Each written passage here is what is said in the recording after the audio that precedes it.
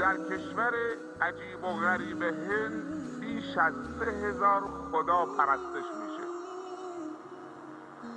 یعنی انسان ها برای زندگی خودشون 3000 تا معنا پیدا کردن.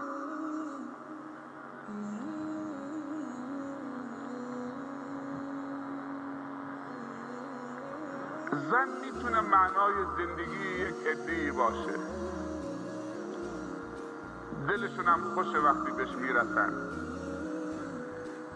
بچه میتونه معنای زندگی خیلی ها باشه، دلشون خوشه وقتی بچه پیدا میکنن و ناراحتن وقتی بچه دار نمیشن. شاید دست به طلاق زنشون هم بزنن به خاطری که بچه دار نمیشن. مال، مقام، ثروت برای خیلی ها معنای واقعی زندگی شده. جمال، شهرت معنای زندگی خیلی ها شده. جمال، اینا همش میتونه معنای زندگی یک عده‌ای باشه. یک سوال خصوصا از قشر جوان،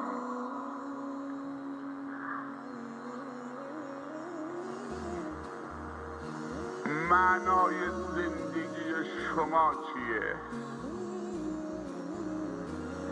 جوان جواب میده فلانی، مگر تو نمیدونی که معنای زندگی ما چیه؟ بله میدونم. معنای زندگی همه شما الله جل جلاله.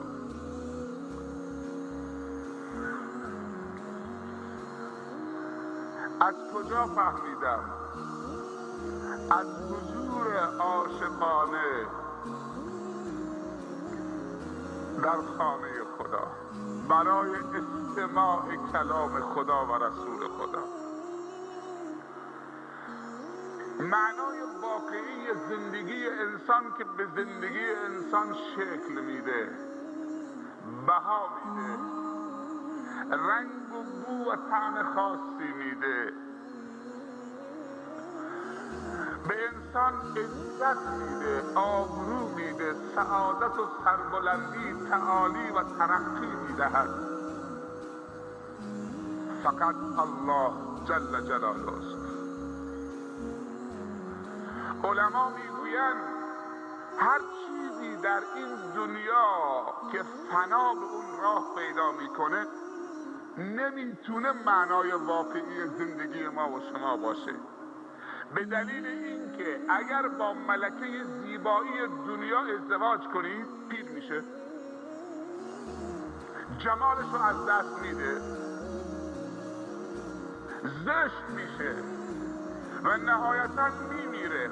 با پیر شدنش، با زشت شدنش، با از دست دادن سلامتی و جوونیش، با مردنش تو باید دیوانه بشید. من معنای زندگیمو از دست دادم. چرا معنایی برای زندگیت انتخاب کردی که میدونی فنا در اون راه پیدا میکنه و تو رو عزادار میکنه و معنا رو از زندگی تو میگیره؟ چرا معنای واقعی دائمی سرمدی و ابدی که هیچ گونه فنایی به اون راه پیدا نمیکنه برای زندگی خودت انتخاب نکردی؟ من کان یعبد محمدا فإن محمدا قد مات. اینطوری جواب میده.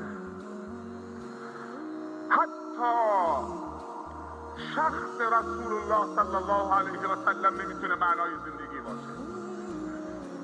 اینا همش وسایلی هستن که ما را به معنای واقعی زندگی در دنیا میرسونن که زندگی اخروی مرتبط به زندگی دنیوی است.